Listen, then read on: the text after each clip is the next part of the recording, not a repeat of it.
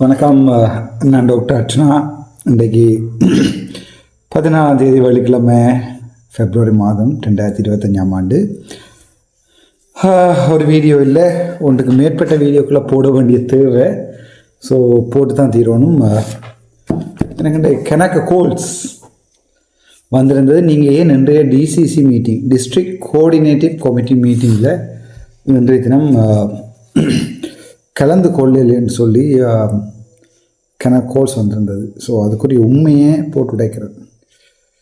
சில வேளைகளில் சில விஷயங்களை பப்ளிக்கு சொல்லித்தான் ஆகணும். ஏன் போகல ஒரு விஷயம் பாப்போம். கடிதம் வீட்டுக்குன்னு தெரியலை. ஓகே, கவர்மெண்ட் ஏஜெண்ட் பிரதீபனால் மிஸ்டர் பிரதீபன் எனக்கு ஒஃபிஷியலாக இமெயில் பண்ணப்பட்டிருந்தது. டாக்டர் நீங்கள் வருவீங்களான்னு சொல்லி நான் அதுக்குன்னு ரிப்ளை பண்ணேன். Well receive, thanks, I will come back. And அதற்கு பிறகு மிஸ்டர் பிரதீபன் எனக்கு இன்றைக்கும் கால் எடுத்திருந்தேன். டாக்டர் இன்றைக்கு நீங்கள் வருவீங்களான்ட்டு நான் நோமெண்ட்டு சொன்னேன். ஏனெண்டா சில விஷயத்தை ஓப்பனாக போட்டு விடைக்கிறேன். இன்றைக்கு நடந்தது டிஸ்ட்ரிக்ட் கோஆர்டினேட்டிவ் கமிட்டி மீட்டிங் அல்ல, மாவட்ட அபிவிருத்தி ஒருங்கிணைப்பு குழு கூட்டம் என்று நினைக்கிறேன். எனக்கு அந்த கடிதங்கள் ஞாபகம் வச்சுக்கொண்டு அதை எங்களுடைய மாவட்டத்தில் அந்த உங்களுக்கு தெரியும் பன்முகப்படுத்தப்பட்ட நிதி என்று சொல்லி பாராளுமன்ற உறுப்பினர்களுக்கு ஒரு குறித்த பணம் 9.3 மில்லியன் ஒதுக்கப்பட்டிருக்கிறதாக அறிகிறேன். அந்த வீடியோ பார்த்தேன்னா நான் சம்பந்தமாக மினிட்ஸ் கேட்கிறேன். மினிட்ஸ் எடுத்து பாட்டுவிட்டு நான் மக்களுக்கு சொல்கிறேன். வாட் இஸ் மினிட்ஸ் என்ற என்னென்னா, இப்போ சாதாரணமாக இல்லை, எனக்கு ஒரு ஆசை, எங்கள்கிட்ட தமிழ் சேனத்துக்கு எல்லாத்தையும் படிப்பிச்சுட்டு சாகணும்ண்டு. அதனால் நாளைக்கு யாருமே நாங்கள் கவர்மெண்ட் சேவை மாற்றவுமே இல்லாது, அல்லது நாங்கள் பெரிய லொக்காண்டு மாற்றோம். மினிட்ஸ் என்ற என்னென்னா, இப்போ ஒரு மீட்டிங் ஒன்று நடக்க மினிட்ஸ் எடுக்கிறதுக்கு ஒரு செக்ரட்டரி அல்லது ஒரு டிஓ டெவலப்மெண்ட் ஆஃபீஸராக நான் கூப்பிடுவேன். மினிட்ஸ் என்னென்னா, முக்கியமான கருத்தை சந்தர்ப்பம் கூறுன்னு படிச்சிருப்பீங்க நீங்கள். யாருக்கு எவ்வாறு கூறப்பட்டேன், அவ்வளோதான் மினிட்ஸ். இப்போ உதாரணத்துக்கு நான் தான் ஒரு டிஸ்ட்ரிக்ட் கோஆர்டினேட்டிவ் கமிட்டி மீட்டிங்கை ஸ்டார்ட் பண்ணுறேன்னா, இந்தியாம் தேதி இந்த அழைப்புக்கு ஏற்ற மாதிரி இந்த மீட்டிங் கூட்டப்பட்டது. அது வலிமையான ஃபார்மேட். அதுக்கு பிறகு முதலாக தலைவர் அவர்கள் பழைய மினிட்டை வாசித்தார். போன வருஷம் நடந்த மீட்டிங்கில் மினிட்ஸை வாசித்தார். அதை ஆமோதிக்கணும், ஏற்றுக்கொள்ளினோம். அதற்கு பிறகு இந்த மீட்டிங்கோட நிகழ்ச்சி நிரல், அதை சொல்கிறது இங்கிலீஷில் ப்ரோக்ராம் அட் கிளான்ஸ் சொல்லி, அதாவது ஒரு ஒரு ஒரு லுக்கில் இந்த நடக்கக்கூடிய programme at glance. Doctor Rajeevan இல்லை, நீங்கள் கனவுல என்ன ஆசைப்படலை. டாக்டர் ராஜீவன் மிஸ்டர் ராஜீவனுக்கு நான் இதை சொல்லித்தரேன். நீங்கள் 3 மீட்டிங் டிசிசி மீட்டிங் கோஆர்டினேட் பண்ணுவீங்க, நாங்கள் மீட் பண்ணுவோம். எனக்கு யாரையுமே மட்டன் தட்ட வேணுமெண்ட் இல்லை, ஆனால் இந்த விரலுக்கு ஏற்ற வீக்கம்னு சொல்வார்கள். இப்போ பெரிய விரலில் என்னால் இந்த மோதிரத்தை போடல, அவ்வளோதான் போகும். அது இந்த விரலுக்கு தான் போகணுமென்னு அந்த விரலுக்கு தான் போகும். அதை கொண்டு சின்னி விரலில் போட்டாலும் அது டிங்கிடிங்க ஆடி விழும். ஸோ ரஜீவனுக்கு விளங்கணும் விரலுக்கேற்ற வீக்கமண்டா என்னண்டு, அது அந்த விரல் அந்த மோதிரக்கட்டைக்கு தான் போகும். சரி, நான் இதை சொல்கிறேன்டா, மதிப்புக்குரிய பாராளுமன்ற உறுப்பினர் ரஜீவன் அவர்கள் வீடியோ ஒன்றில் ஏதோ ஒரு ஃபேஸ்புக்கில் அதில் சொல்லியிருந்தார்.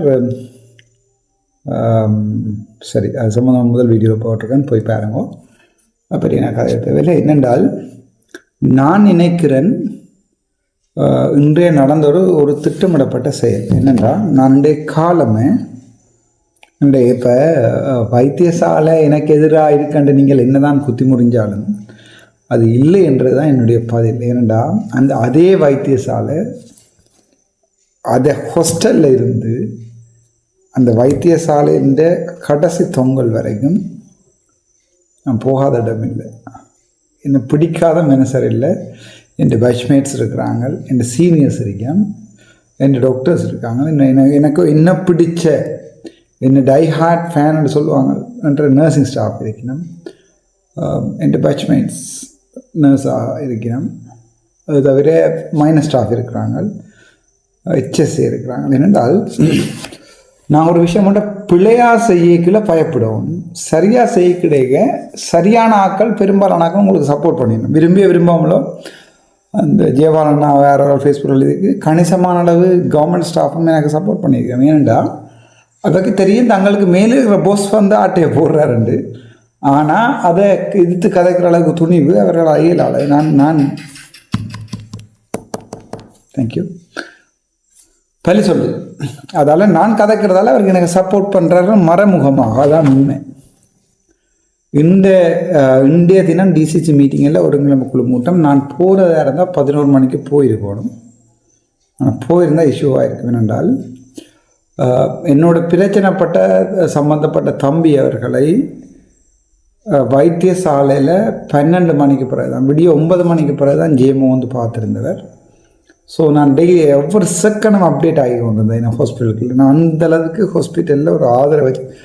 இப்போ நீங்கள் நினைக்கலாம் டாக்டர்ஸ் எல்லாருக்கும் எதிராக இவர் காய்ச்சி தேரப்போ என்ன டாக்டர் சப்போர்ட் பண்ணால் இல்லை. அவங்கள என்னோட படித்தவங்க உண்டா சாப்பிட்டு ஒண்டா பைக்கில் ஏறி ஒன்றா திரிஞ்சவனில் அவங்க என்னென்னு எனக்கு எதிராக ஒர்க் பண்ணுவேன். நாங்கள் அவனுக்கு எதிராக ஒர்க் பண்ணது 1-2 கல்லருக்கு எதிராக நாங்கள் சொல்கிற கருத்தை அவங்க தங்கண்ட தலையில் போட்டு போடுறதுக்கு தயாராக இல்லை. ஆனால் என்ன கவலைண்டா அந்த கல்லருக்கு நான் அடிக்கைகளில் இவங்களோட தலைக்கு இம்பார்ட்டன்ட். அதான் அவங்கள அப்படி இருந்தும் எந்த சீனியர்ஸ், எந்த பேட்ச்மேட்ஸ், எந்த ஜூனியர்ஸ், எந்த அக்காமார் அண்ணாமார் இப்போ கூட என்னில் கண்டாக்ட்லான் இருக்காங்க.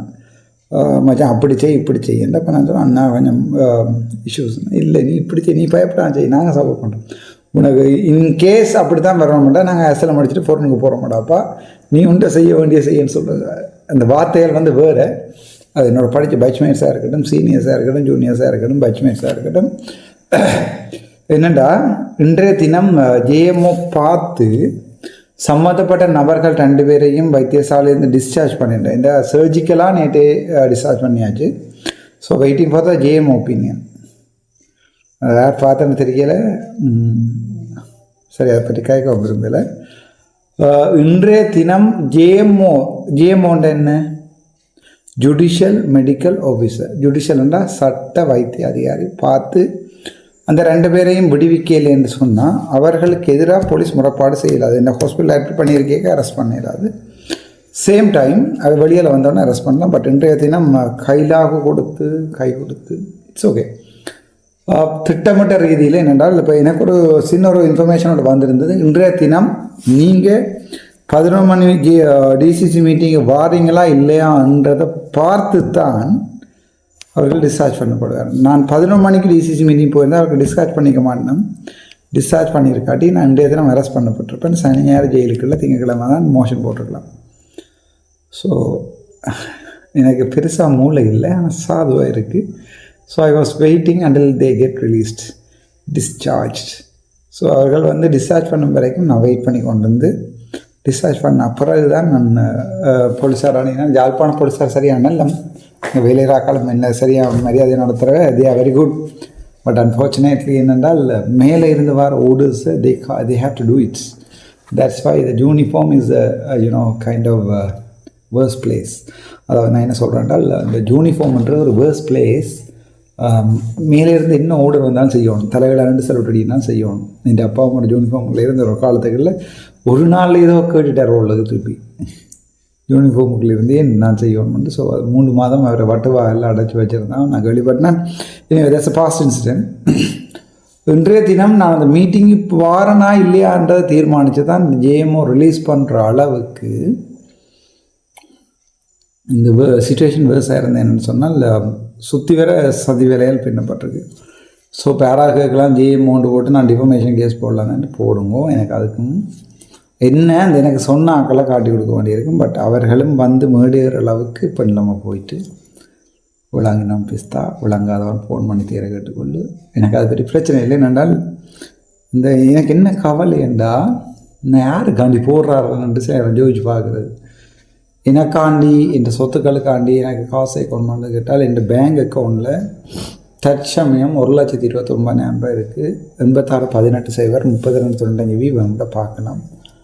பிஓஸ் மேனேஜர் அதில் ஒரு கணிப்பிட்ட அமௌண்ட் வந்து லோயர்ஸுக்கு போகும். மிஞ்சின கதையை பற்றி நான் கேட்குறேன். மிஞ்சி பேமெண்ட் ஆன்லைன் பேமெண்ட் பண்ண போகிறேன், பண்ண முடியும். மிஞ்சினது 1,00,000 ஸோ எதை நோக்கி ஓடுறோம்ன்றது தான் இந்த கேள்விக்குறி. ஆனால் எனக்கு மட்டும் தெரியும், வச்ச கால பின்னல்ல முன்னில் திருப்பி எடுக்கவே கூடாது. அந்த வரலாற்றில் ஒரு என்ன கோலையாக சாகிறதுக்கு நான் ரெடியாக இல்லை.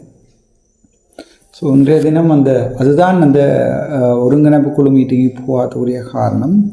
21ஆம் தேதி அவருடைய டெட்லைன், 19ஆம் தேதிக்கு முன்னே ப்ரொப்போசல் தர சொல்லியிருக்கணும். ஸ்ட்ராங்கான ப்ரொப்போசல் கொஞ்சம் கொடுப்பேன், யூஸ்ஃபுல்லான ப்ரொப்போசல். முக்கியமாக காரணகரையும் சாவச்சேரியையும் வட்ட கட்சியையும் முன்னிறுத்தினா அந்த ப்ரொப்போசல் இருக்கும். தேங்க்யூ. டாக்டர் ராமநாதன்.